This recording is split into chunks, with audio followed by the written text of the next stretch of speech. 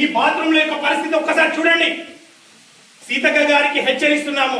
తెలంగాణ రక్షణ సేన పార్టీ తరఫున ఈ రోజు గాంధీనగర్ స్కూల్లో బాత్రూమ్లని పరిశీలించడం జరిగింది. ఇది అనేక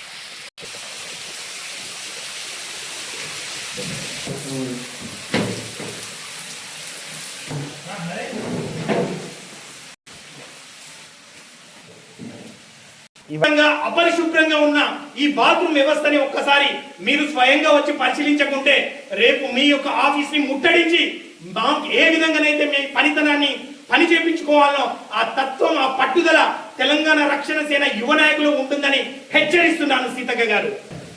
ఈ టాయిలెట్ల యొక్క పరిస్థితి ఇటువంటి వేల కొద్ది పెట్టండి, సిచ్యువేషన్ చూపెట్టండి. ఓరల్గా 700 మంది స్ట్రెంత్ లో ఒక్కసారి టాయిలెట్స్ కూడా ఏ విధంగా ఉన్నాయి, ఎంత అధ్వానంగా ఉన్నాయి. కొట్టు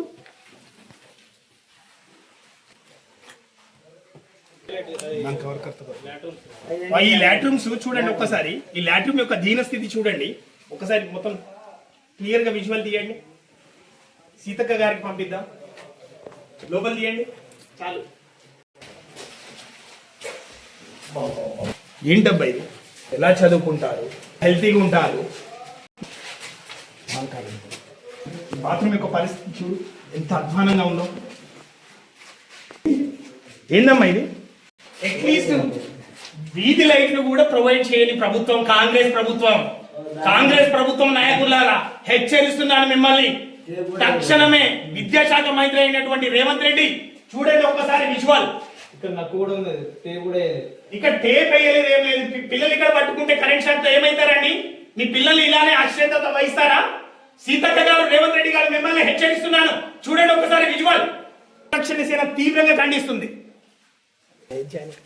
డైరెక్ట్ పిక్ కొట్టు. ఆ పురుగులు చూడండి ఒక్కసారి. పురుగులు చూడండి ఒకసారి. ఈ పురుగుల యొక్క పరిస్థితి